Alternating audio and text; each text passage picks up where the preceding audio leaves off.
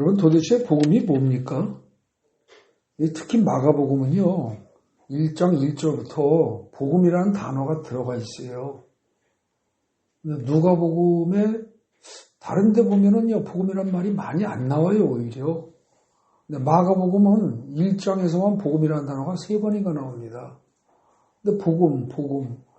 뭐 한자 배우신 분들은 알아요. 복음 그러니까 복복자의 소리입니까? 복된 소리.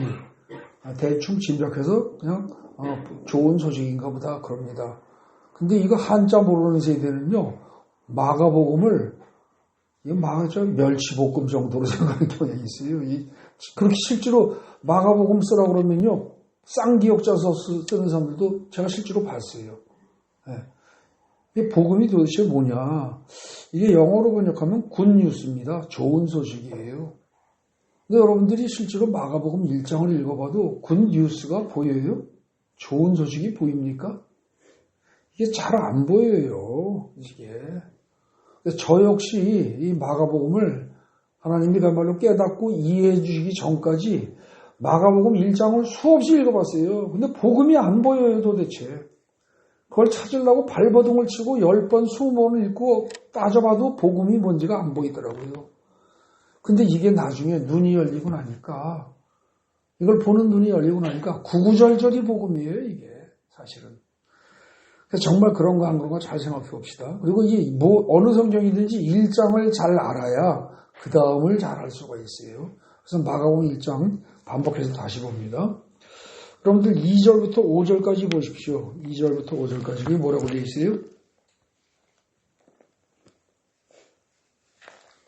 마가복음 1장은 하나님의 아들 예수 그리스도의 복음의 시작이라 그랬어요.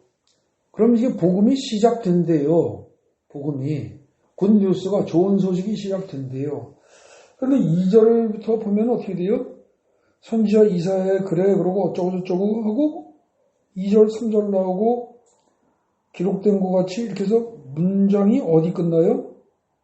2절의 문장이 선지자 이사야의 그래 하고 그 속으로 성경 들어가서 기록된 건 빼놓으면은 선지자 이사야의 글에 뭐라고 기록된 것과 같이 세례 요한이 광야에 이르러 죄사함을 받기는 회개의 선포를 전파했다.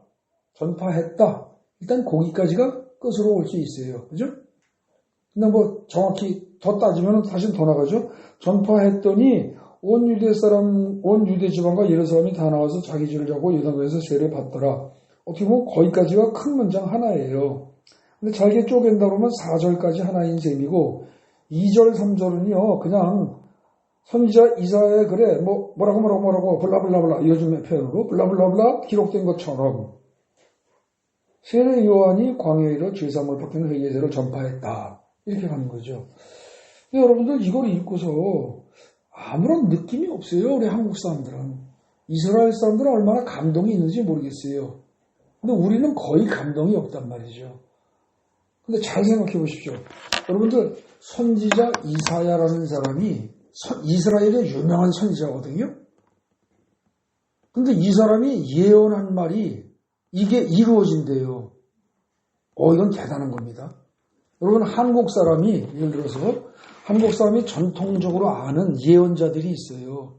누가 있습니까? 요즘 젊은 사람들 오히려 잘 모를 거예요. 나이신 분들은 다 잘 알아요. 정감록 있죠, 정감록.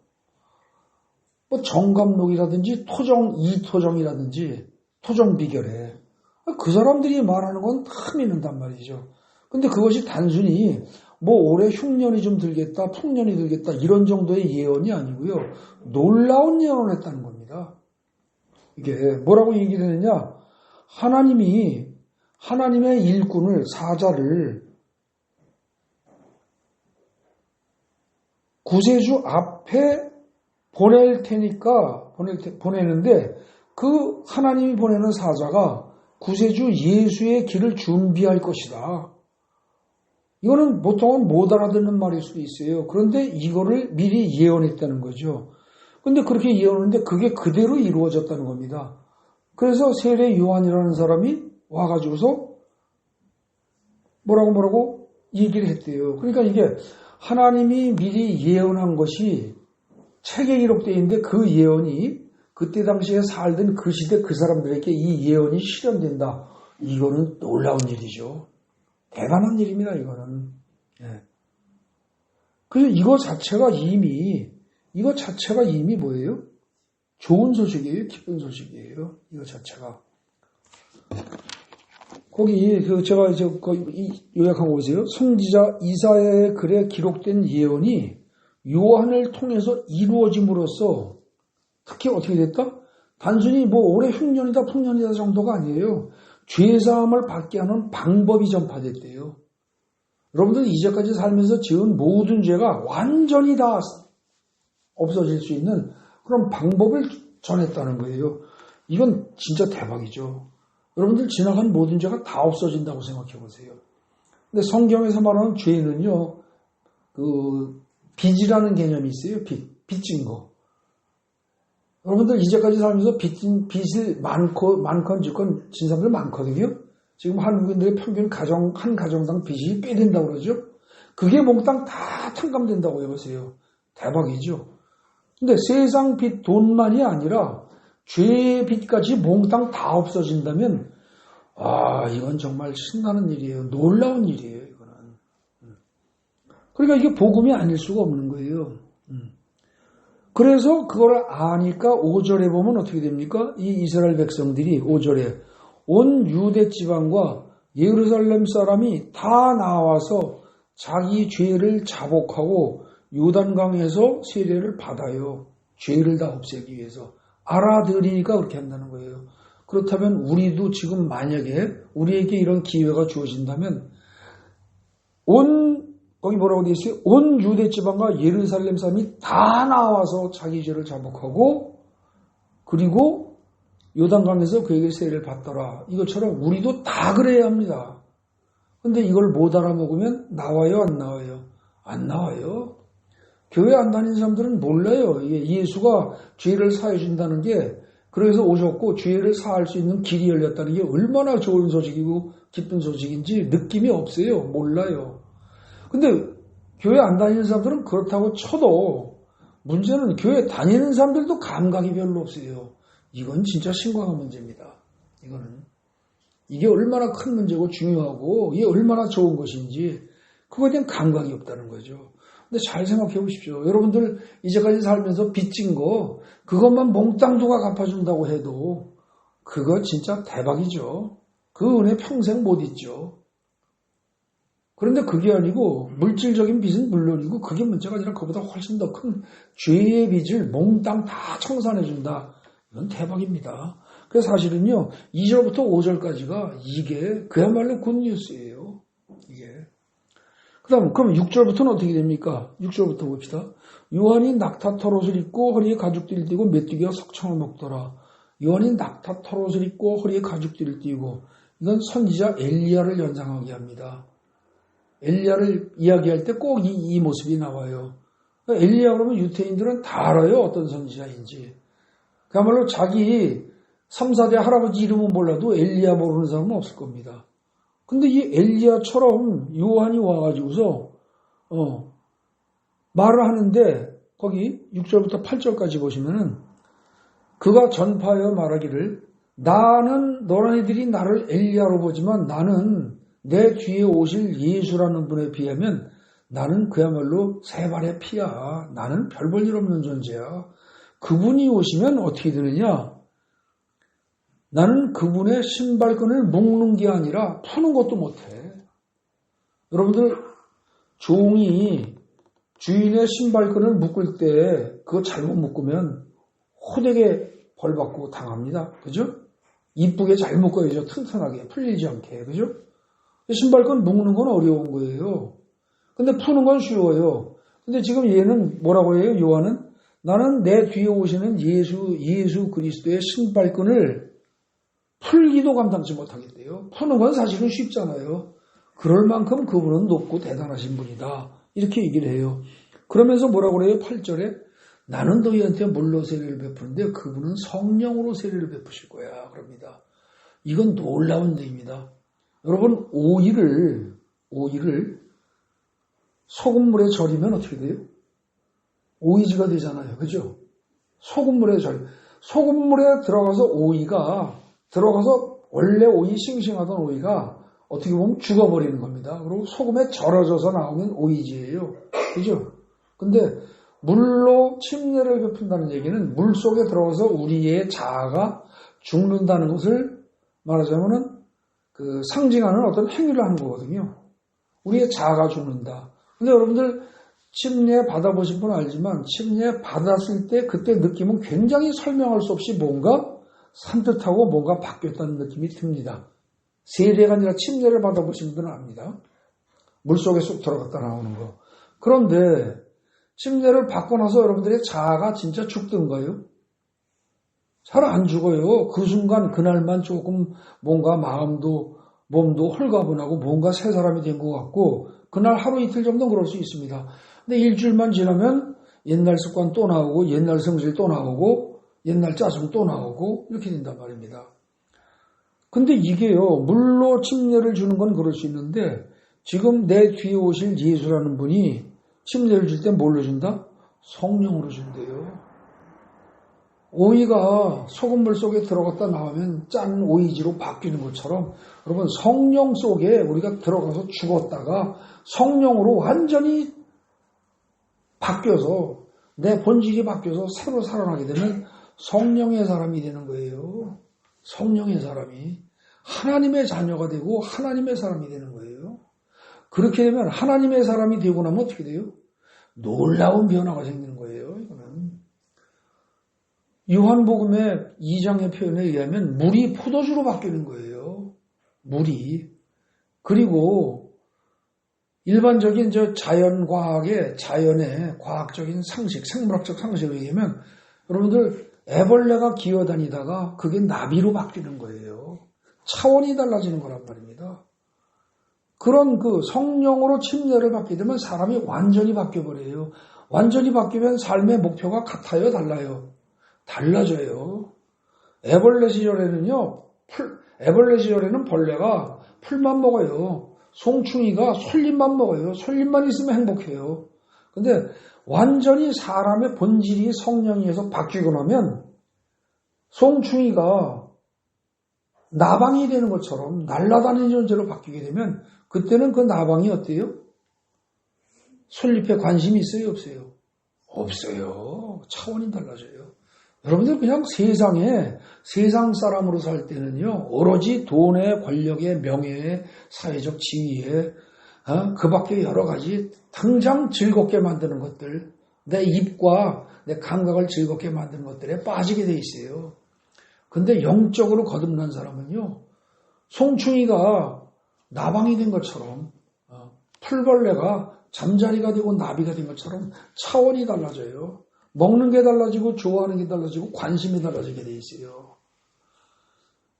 근데 그거를 모른 채 이 세상 살면서 교회를 믿고 교회를 다니고 예수를 믿는다고 하면서도 평생을 다니면서도 죽을 때까지 돈, 권력, 명예 이런 식으로 그러면서 또 세상적인 거 이것만 찾는 사람들은 결국 뭐예요?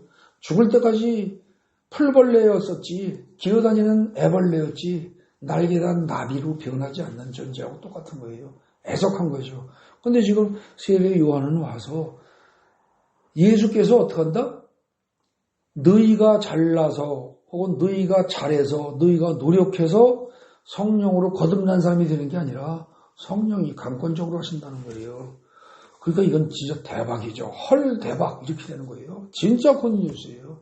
여러분들의 존재 자체가 본질적으로 변화가 생긴다는데 이게 얼마나 대단한 사건입니까?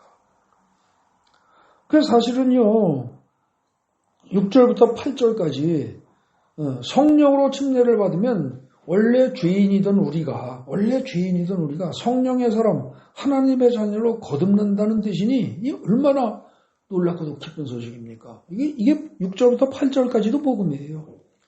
그럼 9절부터 11절은 또 어때요? 9절부터 11절 여기가 참 난해해요. 이게요 그거 보세요. 그때 예수께서 갈릴리 나사렛부터 와서 요단강가에 요한에게 세례를 받으시고 아니 하나님의 아들이 사람한테 세례를 받아? 그것도 6개월밖에 차이 안 나거든요. 생일이. 6개월밖에 차이 안 나요. 그리고 뭐 그렇게 대단한 존재도 아닌데 어떻게 보면 그럼 뭐 6개월밖에 차이가 안 나고 그러니까 6개월이면 같은 동년배잖아요. 완전히 그냥 친구 사이라고요. 근데 그런데 요한에게 세례를 받고요. 물에서 올라오실 때 하늘이 갈라짐과 성령이 비둘기같이 내려 자기 내려오심을 보더니 하늘로부터 소리가 나기를 내 사랑하는 아들이야 내가 너를 기뻐하노라. 이거 무슨 소리예요? 9절부터 10절. 이 성령으로 침례를 베푸실 분이 우리에게 성령으로 침례를 베푸실 분이 누구다? 하나님이 보낸 천사 정도가 아니에요. 천사 정도가 아니고 바로 뭐라고요? 하나님의 사랑하는 아들이래요. 그러면 쉽게 해서 하늘나라에서 하나님 나라에서 최고 고위층이 온 거예요. 그죠? 더 이상 고위층이 올 수가 없어요. 더 이상의 고위층은 없어요. 최고의 고위층이 온 거예요. 그렇게 해서 그분이 와서 직접 여러분들에게 성령으로 침례를 베푼대요. 그래서 완전히 새 사람이 되게 한대요. 여러분들 이거는 등급이 달라요. 와서 일하시는 분의 등급이 다르다고요. 이건 엄청난 그야말로 아주 황송한 그런 은혜죠. 대단한 은혜예요. 이거는. 이게 호락호락 대충 뭐 그냥 종 하나 시켜서 편지 하나 보낸 정도가 아니라고요. 하나님의 아들이 직접 와서 직접 성령으로 침례를 베풀어 가지고 여러분들의 자아를 죽이고 완전히 새 사람으로 마치 기어다니는 애벌레를 나비로 만드는 것 같은 그런 변화를 만들겠다는 거예요. 놀라운 얘기죠, 이거는. 그럼 12절, 13절은 어떻습니까? 성령이 곧 예수를 광야로 몰아내셨다고 그래요. 이상해요, 느낌이, 말이. 어떻게 성령이 예수를 광야로 인도하셨다고 그러고 몰아내셨다고 그럴까? 느낌이 좀 이상하죠? 13절 보면 광야에서 40일을 계시면서 사탄에게 시험을 받으시며 이것도 이상해요. 그죠? 아니 하나님의 아들이 무슨 사탄에게 시험을 받아? 그것도 광야에서 왕궁에서 편안한 곳에서 그야말로 40년을 편안히 지내셔도 하늘나라에서 분위기하고 비해보면 이게 참 지저분할 텐데 불편할 텐데 광야에서 40일을 시험을 받으시면서 그 다음에 들짐승과 함께 계신데요. 또 이게 이거 이상해요. 그죠? 근데 또 천사들이 수종들더래요. 이건 무슨 얘기예요? 여기 참 난해해요. 무슨 말인지 이해가 돼요? 감이 잡혀요? 느낌이 옵니까? 근데 여러분들 이거 있죠? 약간 그 글자를 그 두 줄을 갖다 12절 13절을 읽고서 약간 마음속으로 거리를 이렇게 띄고서 가만히 생각해 보세요.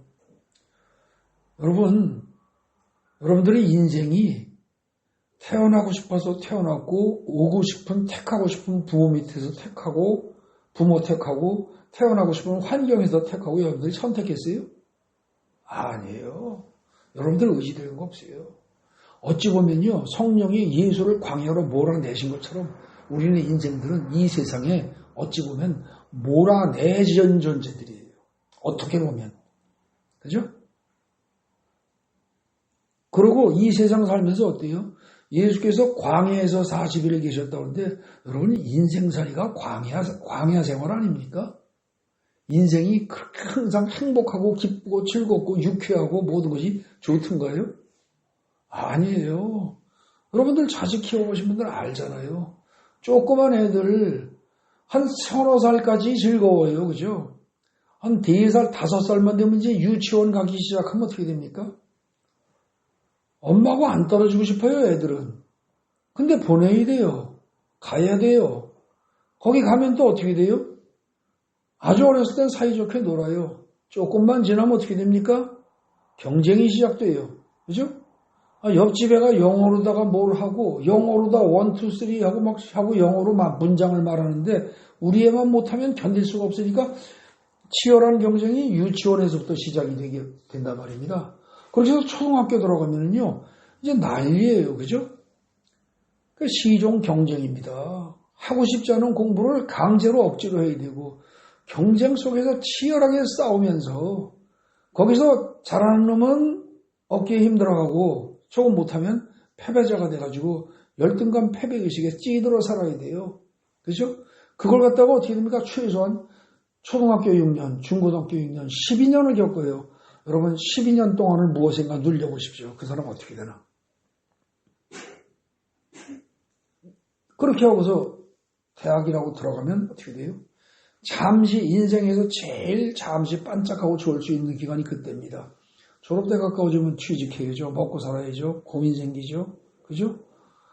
인생이요. 편하고 즐거울 때가 잠시 잠깐이에요. 그리고 괴롭습니다.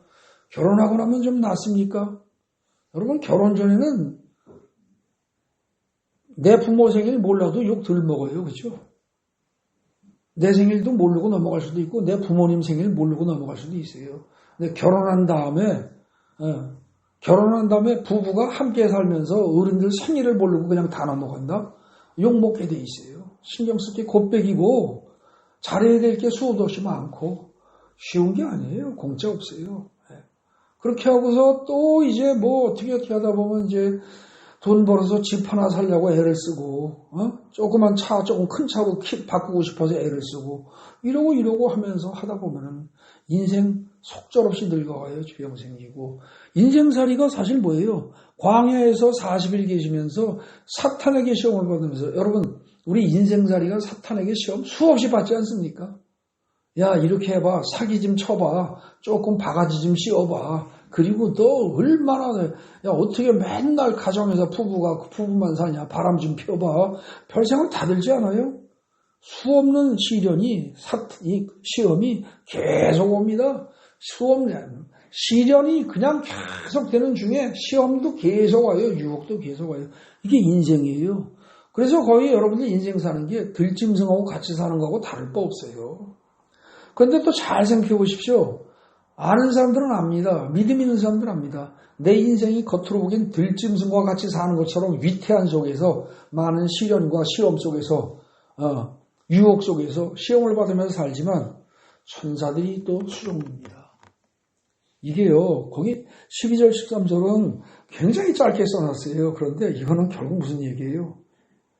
우리 인생 사는 사람들의 인생이 사실은 12절 13절 같은 모습인데 그걸 예수께서 짧은 기간 동안에 몽땅 다 거치신다는 얘기입니다. 하나님의 아들임에도 불구하고 여러분 하나님의 아들이 이런 고난을 겪을 이유가 있어요? 근데 하나님의 아들이 이걸 겪는다? 이건 굉장한 힘이 되는 겁니다.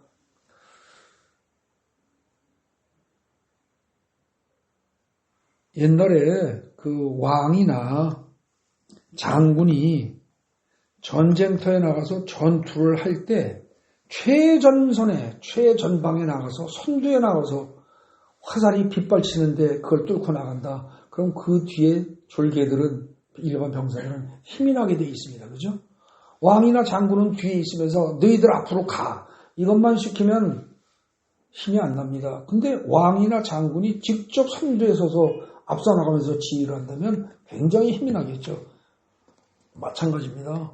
예수가 하나님의 아들이 이 세상에 오셔서 직접 모든 걸 다 겪으신다는 거예요. 전부 다. 그러면서 모든 인생의 시련과 절제를 다 겪으시니 우리한테는 큰 힘이 될 수 있는 겁니다. 근데 우리는 아무 생각 안 하고 읽으니까 그냥 느낌이 없어요. 그리고 이건 도대체 뭔 소리지? 이러는 겁니다. 생각이 전혀 감이 안 잡히는 거죠.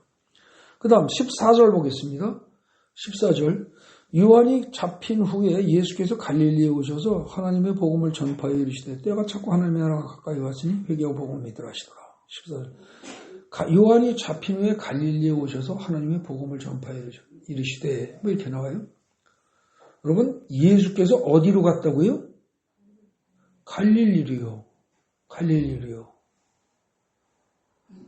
그럼 그 전에 어디 계셨었죠? 세례를 받기 위해서 예루살렘 가까운 요단 강가로 내려오셨어요.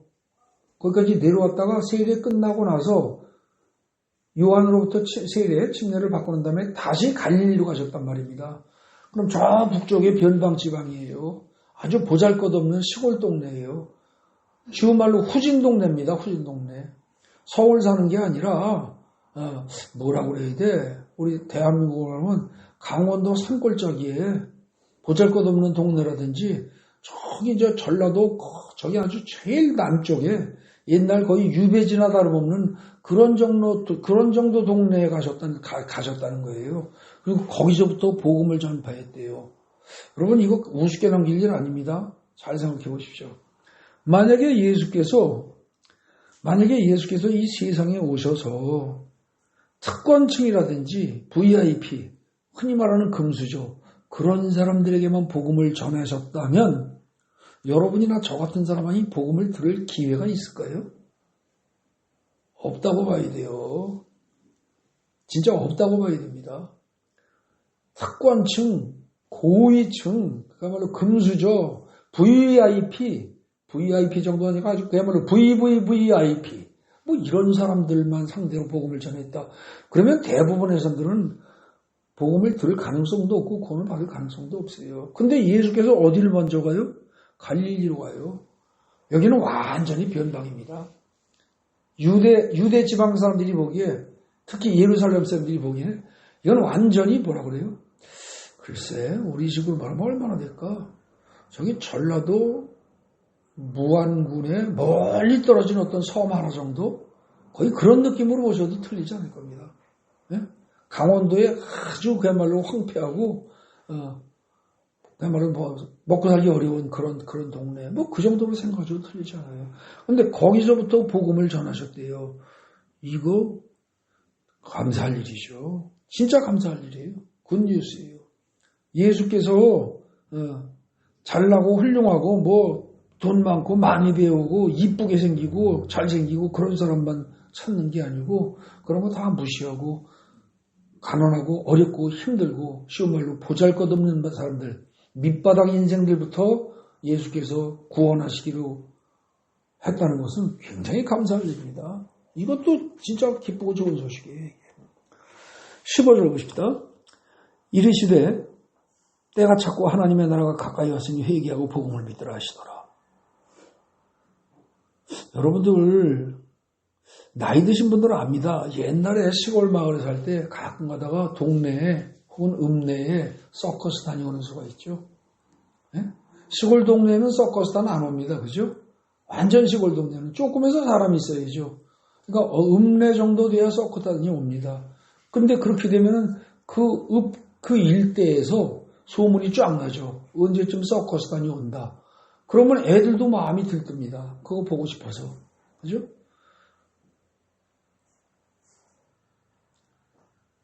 그런데 그 서커스단 하나 정도가 언젠가 올 거다라는 그 정도 소식이 아닙니다. 지금 이 15절은 뭐라고 돼 있어요? 때가 찼고 하나님의 나라가 가까이 올 것이니 그랬어요? 아니요. 가까이 왔으니 그랬어요.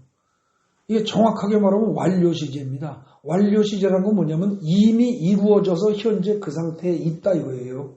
그럼 하나님의 나라가 이미 가까이 와서 지금 이 자리에 있는 중이다 그 소리입니다. 이게 하나님의 나라가 이미 왔대요.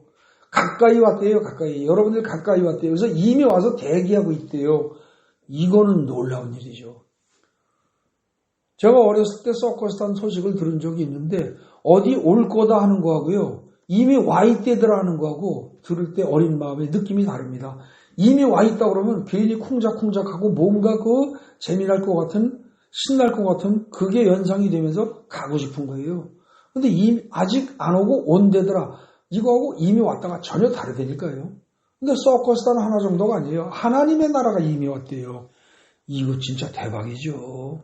하나님의 나라가. 근데 여러분들 서커스 구경을 하려고 해도 돈 필요해요. 그죠? 그 옛날에 보면 어렸을 때 보면 애들이 그 돈은 없고 들어가긴 들어가야 되고 그러면 그 서커스단 그 천막 같은 거 어디 구멍 어디 개구멍 어디 찾아가지고 들추고 몰래 들어가다 성공할 때도 있고 걸려서 얻어맞고 야단 맞을 때도 있고 그랬는데 이 돈 있어야 들어간단 말이죠. 그런데 여러분들 하나님 나라를 들어가기 위해서 재물도 필요 없고요. 명예도 필요 없고 권력도 지위도 지식도 다 필요 없대요. 전부 다 필요 없고 단지 뭐만 하면 된다? 회개만 하고 복음을 믿기만 하면 된대요. 그러니 얼마나 큰 기쁜 소식입니까? 만약에 서커스 구경하고 싶어서 갔는데 돈이 없어 못 돌아가는 애한테 그 서커스 단 그 주인이 단장이 야 나는 그동안 죄 짓고 살았어요. 이제 다시는 안 그럴 거예요. 마음 바꿔 먹을 겁니다. 그리고 이제 어른들 말 잘 들을 거예요. 라고 입으로 고백하고 실제로 그렇게 하기로 작정을 하고 생각을 바꾸고 그것만 하면 그리고 어른들 말 잘 따르기로 하면 섞어서 공짜로 들여보내줄게 하면 여러분들 좋지 않겠어요? 애들은 뛸 듯이 좋아할 거라고요. 그것만 하고 하라면. 근데 여러분 그 정도가 아니고요. 그냥 하나님 앞에 회개하고 복음을 믿기만 하면 하나님 나라를 들여보내준대요. 대박이죠. 대박이에요. 진짜 대박입니다. 지금 15절까지 살폈습니다. 어때요? 꼼꼼히 살펴보면요. 구구절절이 굿뉴스입니다. 이게. 근데 그냥 읽으러보면 아무 느낌이 없어요. 왜 그럴까요? 우리는 마가복음 1장을 읽으면서 이제까지 왜 복음을 발견하지 못했을까요? 아마 여러 가지 이유가 있을 겁니다. 그런데 그 여러 가지 이유 중에서 중요한 한 가지는 아마도 우리는 성경 말씀을 너무 가볍게 수동적으로 듣기만 하는데 익숙해져서 그랬던 건 아닐까 싶습니다. 성경을 내가 능동적으로 하나하나 천천히 생각하면서 읽는 게 아니라 목사들이 읽고서 이해한 바를 풀어주는 걸 가만히 앉아서 듣는 거죠. 지금 여러분들이 제 설교를 듣는 것처럼 쉽게 얘기해서 극장에 가서 영화 감상하는 것처럼 가만히 앉아서 듣는 겁니다. 그냥 고민도 안 하고 생각도 안 하고 듣고서 그렇지 그러고 좋구만 들을만 하구만 이러고 그냥 흘려 지나보내는 거예요. 근데 그걸 한두 번 한 게 아니라 수없이 반복한 거예요. 1년, 2년, 3년 해가면서 10년, 20년, 30년을 한 거예요. 그러다 보니까 마가복음 1장이 대충 무슨 내용이 있는지 다 알아요. 머리로는 다 알아요. 머리로는 다 아는데 지금 제가 분석한 것처럼 복음이 어디 있니? 뭐가 복음이니? 하고 물어보면 대답을 못해요. 그런데 가만히 또 이렇게 쭉 따지고 생각해보면 이게 다 복음이네? 인정은 해요. 근데 이렇게까지 가르쳐드려도 설명해드려도 집에 가서 다시 또 생각하고 진짜 복음의 의미가 무엇인가를 또 생각해보지 않으면 여러분들은 또 스쳐 지나고 말 겁니다. 습관적으로 듣고 그냥 가볍게 듣고 습관적으로 듣고 대충 듣고 그냥 흘려버리기를 반복하는 거예요. 그러다 보니까 너무나 익숙해져서 다 아는 걸로 생각해버려요. 그래서 그 결과 대충 내용은 기억은 하는데 성경 말씀의 진정한 의미와 가치는 전혀 모릅니다. 전혀. 이게요 참 묘합니다. 제가 거기 예를 좀 들어놨어요. 비유해서. 여러분들 늘 함께 사는 남편이나 아내의 가치를 여러분들이 아십니까? 이거 몰라요. 맨날 같이 사는 남편이나 아내의 가치를 모른다고요. 남편들은 아내가 맨날 잔소리만 한다고 그러고 뭐 이래요. 그 아내가 며칠 집을 비워보십시오. 그러면 아내의 가치를 남편이 알아요. 그 아내가 영원히 사라져버리면 어떻게 됩니까? 남편이 그때 그 아내의 가치를 알아요. 호레비가 되고 나면 그때 옛날에 우습게 보던 마누라가 얼마나 귀한 존재인지 안다고요. 반대로 남편 개떡같네, 무능하네, 성질더럽네, 온갖 소리 다 듣는 그 남편이 잘해준 건 하나도 없고 멋대가리도 없고 돈도 못 벌고 온갖 소리 다 하면서 무시받는 그 남편이 없어져 보세요. 없어지고 과부가 되면 그때 알아요. 사람들은요. 워낙 익숙한 것은 당연하게 생각을 하고 좋은 줄을 몰라요. 없어져 봐야 합니다. 남편이나 아내가 잠시나마 없으면 그 가치를 조금 알게 되죠. 그리고 완전히 사라지고 나면 그 가치를 더욱 깨닫게 됩니다. 또 한 가지 제가 예를 들었어요. 여러분들 추운 겨울날 혼자서 돈보따리를요. 5만 원짜리로 돈보따리를 배낭 하나 가득 쥐고서 추운 겨울날 밤길을 걷는다고 생각해 보세요. 어떤 여인이 그렇게 걸어요? 그 사람이 행복해요? 아니면 혼자서 어린 아기를 등에 업고 밤길을 가는 여인이 누가 더 불안하고 누가 더 편안할까요? 누가 더 좋을까요? 여러분들 잘 생각해 보세요. 혼자 가는 것도 힘들어요. 혼자 가다가 추운 겨울날, 저 시베리아 같은데 추운 겨울날 혼자 밤길을 걸어가다 보면은 그 사람 얼마 못 가서 얼어 죽습니다. 그런데 그 추운 겨울에 똑같은 조건이라도 만약에 등에 아기를 하나 업고 가보세요. 갓난아기라도 업고 가보세요. 훨씬 오래 갑니다. 훨씬 오래 가요. 그때 돈보따리를 등에 지고 가면 오래 갈 것 같아요? 돈보따리 지고면 오래 갈 것 같습니까? 아니에요. 여러분들 혼자서 어린아기를 업고 밤길을 가는 여인이 훨씬 덜 불안해요. 그리고 훨씬 힘이 덜 들어요. 그리고 등에 업혀서 짐처럼 여겨질 것 같은 그 아이가 사실은 자신에게 큰 엄청난 힘이 돼요. 요즘 젊은 사람들 결혼해서 자식 안 낳으려고 드는데 참 하나만 알고 둘은 모르는 사람들이에요. 그 자식 때문에 여러분들의 삶에 의미가 생겨요. 그걸 모르고 강아지로 대체하려고 들어. 참 똑똑바보예요. 똑똑바보. 자식의 존재가 짐으로만 여길 줄 아는 사람들, 하나만 아는 사람들이에요. 자식의 존재가 자기 삶의 목적과 이유와 근거가 되는 거예요. 원래는. 자식 때문에 내가 죽을 고비를 갖다가 이겨낼 수 있고 그럴 수 있는 게 자식인데 그걸 몰라요. 여러분들 밤이 길고 어두울수록 그리고 날씨가 더욱 추우면 추울수록 내 등에 업힌 짐같이 느껴질 수 있는 어린아이가 나에게 얼마나 더 큰 힘이 되는지를 밤이 길면 길수록 어둠이 깊으면 깊을수록 날이 추우면 추울수록 더 느낄 수 있다는 거죠. 그런데 평소에 그런 고난이 없으면 밤도 아니고 낮이고 따뜻하고 편안하고 모든 게 다 좋으면 등에 있는 아기가 짐처럼 여겨지죠. 내 새끼가 짐처럼 여겨져요. 여러분은 모든 것이 평소에 안정되고 풍족하면요 등에 업힌 아기가 그게 힘이 된다는 사실을 깨닫지 못합니다. 사람들은. 그래서 참 미련한 게 우리네 인생들입니다. 여러분들 심한 고통과 고난을 겪고 그야말로 죽을 고비를 넘겨야만 조금씩 깨닫습니다. 이걸 인생 살면서 실제로 몸으로 겪고 고생을 하면서 늙은 어른들이 아무리 얘기를 해도 들어먹질 않아요.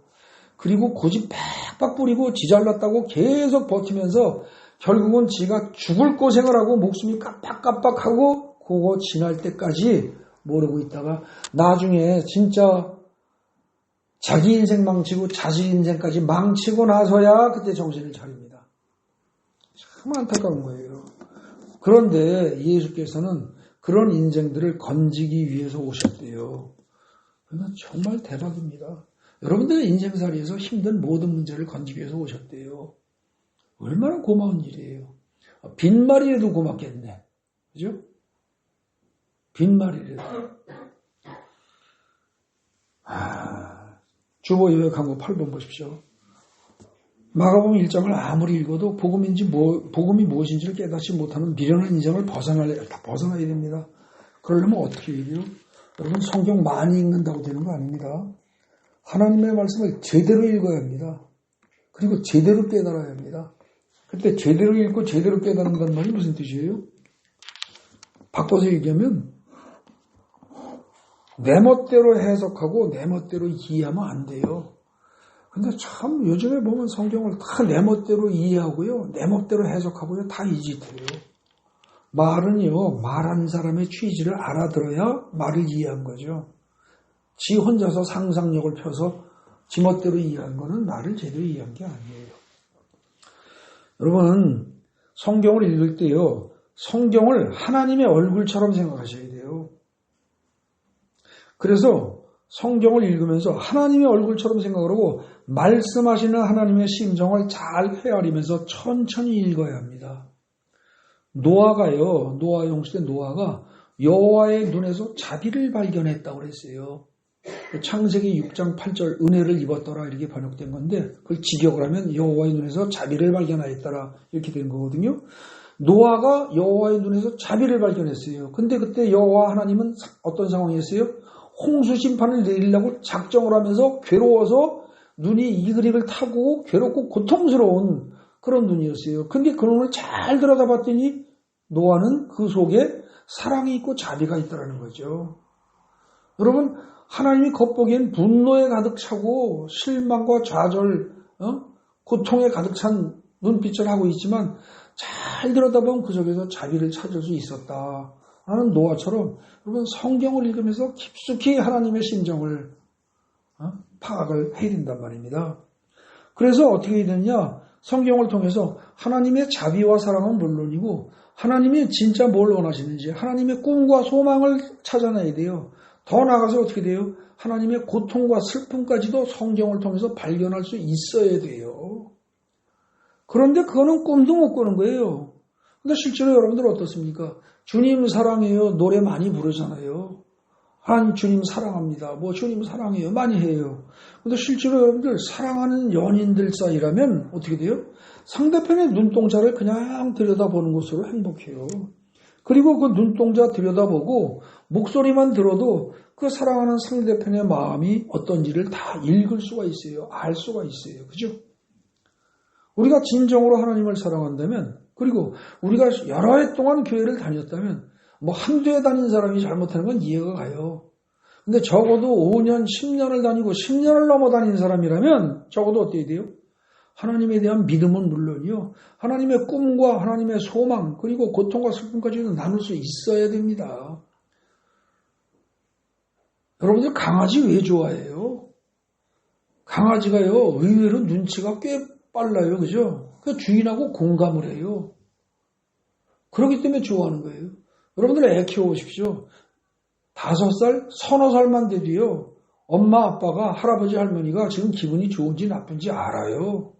그리고 재롱 부리고 뭐하고 해서 어른들의 마음을 녹여요. 풀어줘요. 근데 우리는 교회를 5년, 10년, 20년, 30년을 다니고도 하나님의 마음을 살필 생각을 안 해요. 영적 전응화예요. 영적 전응화. 잘 생각해 봐야 됩니다. 우리가 하나님이 기뻐하시는 것을 함께 기뻐하고 하나님이 싫어하는 것을 함께 싫어할 줄 알아야 돼요.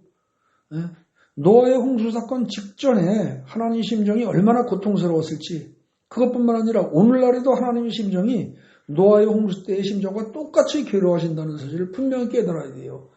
하나님 좋으신 하나님, 좋으신 하나님, 우리를 사랑하시는 하나님. 그래서 하나님이 맨날 기쁘고 즐거울 것 같아요? 하나님은 심히 괴로우실 거예요. 굉장히 괴로우실 거예요. 왜? 내 자녀들이, 사랑하는 자녀들이 온전하게 하나님의 기대에 부응해서 성장하는 자녀가 거의 없이 다 선천성 장애아처럼 늘 헤매고 그야말로 마귀의 밥이 되고 마귀의 놀이개감이 되고 그리고 눌려서 살아갈 때 내 자식이 남한테 끊임없이 당하고 살아가는 것 같다. 자식이 100인데 한 99은 그러고 산다고 해보세요. 부모가 기쁘고 좋겠어요? 우리 그거 생각해야 된다는 겁니다. 이처럼 말해도 마가복음 1장 내용이 복음이라는 사실도 거의 느껴지지 않고 하나님의 심정에도 별 관심이 없는 사람이 있어요. 만약에 그렇다면 그 사람은 영이 죽은 겁니다. 영이 죽어버린 거예요. 그런 사람은 죽은 영을 살려달라고 하나님께 간절히 기도하십시오. 그러면서 하나님께 나가야 됩니다. 그럼 전능하신 하나님이 살려주십니다. 방법이 없는 거 아니에요. 그 다음에 영이 죽은 건 아니지만 이런 사람이 있어요. 마가복음 1장의 내용이 복음이라는 사실을 알기는 알겠는데 그것도 좋은데 천국 가는 것도 좋은데 여전히 돈과 권력과 명예 등등등등 세상적인 것이 여전히 제일 좋다. 그게 중요하다. 이런 생각을 버릴 수가 없다. 이런 사람들이 있어요. 이런 사람들은 뭐예요? 영이 죽은 건 아닙니다. 하나님이 좋은 줄 알고 천국이 좋은 줄은 아는데 이 세상적인 걸 버리지 못하는 죽은 건 아닌데 뭐예요? 영이 어린 겁니다. 어린 거예요. 갓난아기 수준이에요. 어린아이 수준이에요.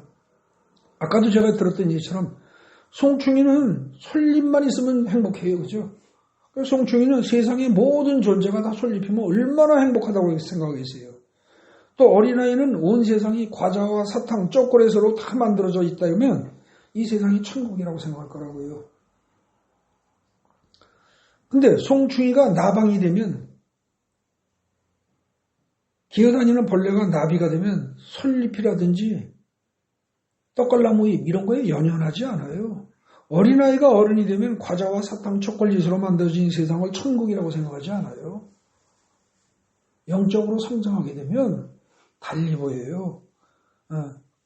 만약에 온 세상이 과자와 사탕과 초콜릿으로 만들어진 것을 천국이라고 생각했던 어린아이일지라도 그 어린아이가 어른이 되면 어떻게 돼요? 그건 천국이 아니라 오히려 당뇨병을 비롯한 온갖 성인병을 만드는 지옥이라는 사실을 깨닫게 된다는 거죠. 그죠? 여러분들의 영적인 성장이 이루어지지 않으면 맨날 안전뱅이 노릇하다가 가는 거예요, 그냥. 영적으로 어른이 되면 될수록, 예수를 닮으면 닮을수록 돈과 명예와 권력 등 세상적인 것들은 천국을 누리는데 장애물이 된다는 사실을 깨닫게 됩니다. 장애물이 돼요, 이게. 왜냐하면 성경에 이미 하나님과 재물을 겸하여 섬길 수가 없다는 말이 도처에 나옵니다. 또 높아지고자 하는 자는 오히려 낮아져서 종이, 심지어 종이 되어야 한다. 이게 하나님 나라의 법칙이다라는 걸 수없이 얘기합니다. 그러니 양다리 걸친다는 건 있을 수가 없는 거예요. 양다리 걸치는 사람은 아직까지 어려서 그런 겁니다. 영적으로 어려서. 마지막 결론입니다. 12번 보십시오. 내 지식 버려야 합니다. 내 감정도 버려야 돼요. 내 의지도 버리고요. 내 판단 버리고 더 나아가서 세상 지식 다 버리고 세상 논리와 세상 판단 다 버리셔야 합니다. 그리고 오로지 하나님의 얼굴을 대하듯이 성경 말씀을 대해보십시오. 오로지. 남의 말 자꾸 듣지 마세요. 뭐 탁월한 목사, 좋은 목사 찾아다니지 마세요. 성경에 분명히 나와 있어요. 뭐라고요? 성령이 가장 좋은 스승으로서 모든 것을 생각나게 하고 모든 것을 가르칠 거라고 성경에 분명히 나와 있어요. 성경을 파고 들어가십시오. 그래서 하나님의 얼굴을 대하듯이 성경 말씀을 대하고 성령께 지혜를 구하면서 천천히 성경을 읽어보십시오. 그럼 성령께서 깨닫게 해주십니다. 성령께서 여러분들의 지식에, 여러분들의 세상 지식이 있는 부분을 빼내면서 하나님의 지혜와 지식으로 채우시고 여러분들의 인간적인 감정을 빼내고 예수의 감정으로 바꿔주십니다. 그리고 여러분들의 의지와 여러분들의 생각으로가 아니라 하나님의 의지와 하나님의 생각으로 바꿔주십니다. 그게 되려면 여러분들은 초인적인 인간이 되는 겁니다. 초인적인 인간이. 네. 그러면 어떻게 돼요?